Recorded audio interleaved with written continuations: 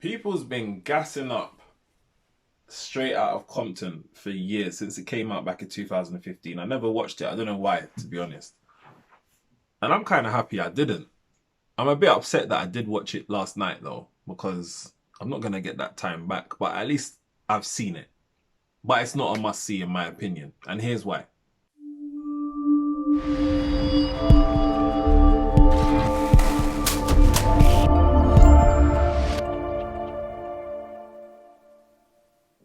What's happening, peeps? Hope you're well. Hope you're all safe. Hope you're staying out of trouble. Hope you're using quarantine to full effect during this time. Hope you're all safe. And also, thank you very much for watching this video. If you haven't already, click subscribe. That would be greatly appreciated. Today we're going to be talking about Straight Out of Compton. This is a biopic for the hugely successful, short-lived N.W.A. They are a rap group. N.W.A stands for Negroes with Attitude.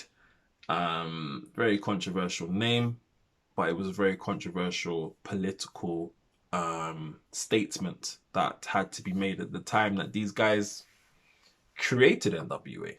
So yeah, let me just start by saying the film was okay, but it wasn't for me. I don't know what it is. Maybe maybe I just don't like West Coast music. Even though I love West Coast, like I want to move to LA or Santa Monica. But the music and the video, even All Eyes on Me, the Tupac biopic was shocking, shocking, like really bad. This one wasn't really bad. This one you could watch. This one you could understand.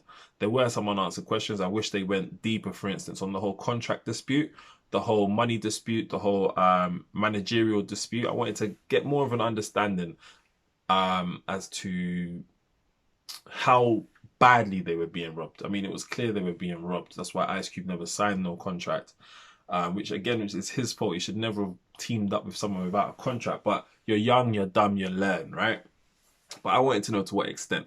It was clear that Eazy-E was making some peas off of the rest of the crew, while the rest of the crew weren't really eating, which I'm not sure is cool, but at the same time, I don't really want to speak ill of the dead.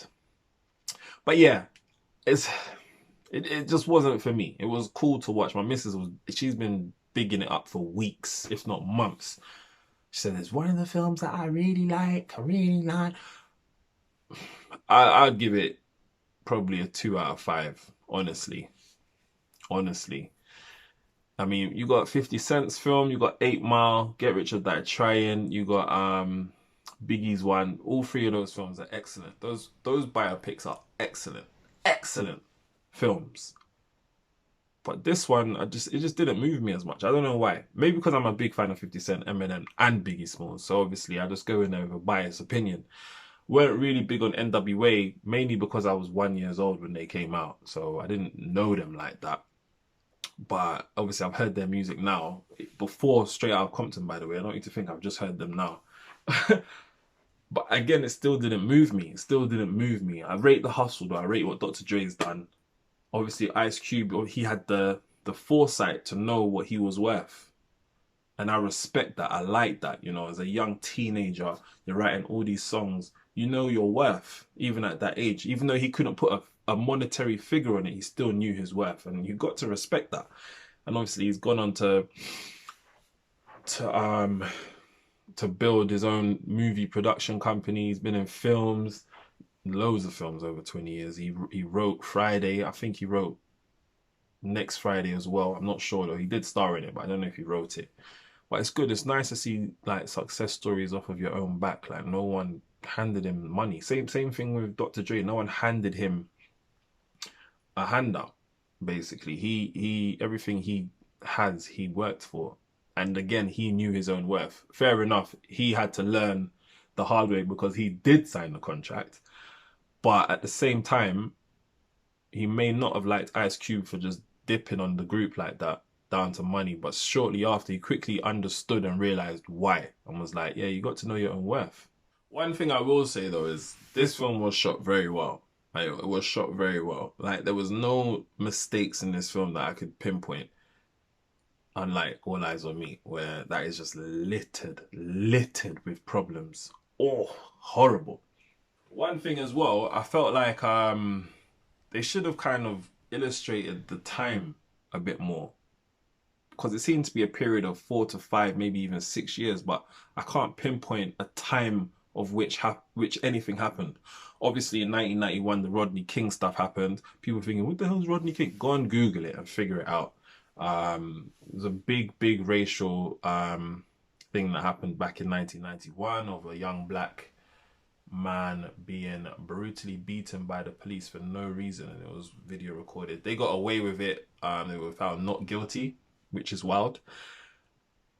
But that was around about the time when NBA would do it, not NBA, N.W.A were doing their thing. The reason why I said NBA is because I'm currently watching The Last Dance. I am going to do a video on that once I watch the whole season. I've only watched the first 4 episodes. I believe 2 more are coming out tomorrow. So yeah, that's going to be coming. That's why I said it. So yeah, I mean, for me, 2 out of 5. It's not a must-see. Don't believe the hype. But then I don't know if that's a bias thing because I'm just not into West Coast music. Let me know your thoughts. Let me know your thoughts in the comments. That would be much appreciated. So I'll leave it there.